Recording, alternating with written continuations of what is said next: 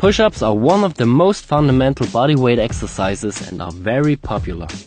The movement is simple, can be done everywhere, and it's very effective because you are using a lot of muscles at the same time. Sounds good, right? The problem is that a lot of people concentrate on quantity instead of quality when doing push-ups.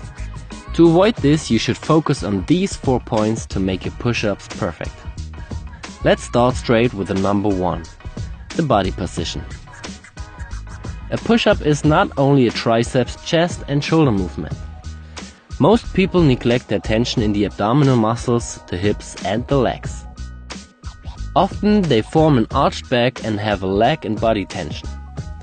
To avoid this, tilt your pelvis backward and keep your butt squeezed tight. The movement gets a lot harder with this, but it's also more effective. The second point is the arm position. The arm position doesn't really matter in terms of the perfect execution.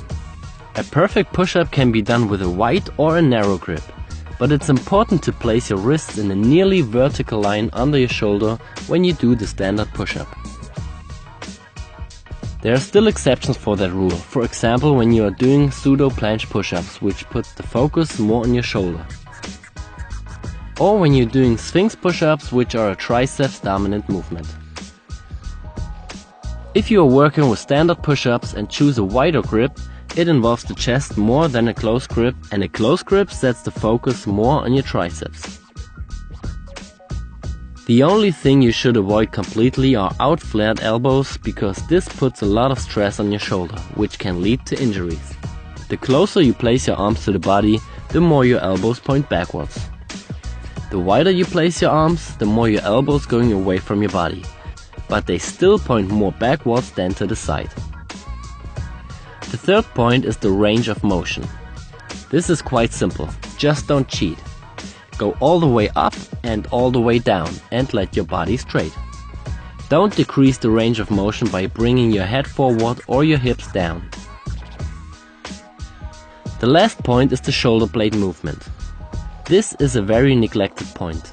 When you're going down, your shoulder blades come together, and when you're going up, they go apart. You should also focus on pushing them downward instead of upward. But don't forget, there's still difference between a passive and an active way of this shoulder blade movement. If you are too weak in the shoulder girdle, your shoulder blades come together because you are not able to hold your body against the gravity. You can see this especially at the top of the movement. When you are going down, always focus on the tension and an active shoulder blade movement. Don't let yourself fall down into your structures. If you consider all those points and try it on your own, you will notice that it's much harder to do.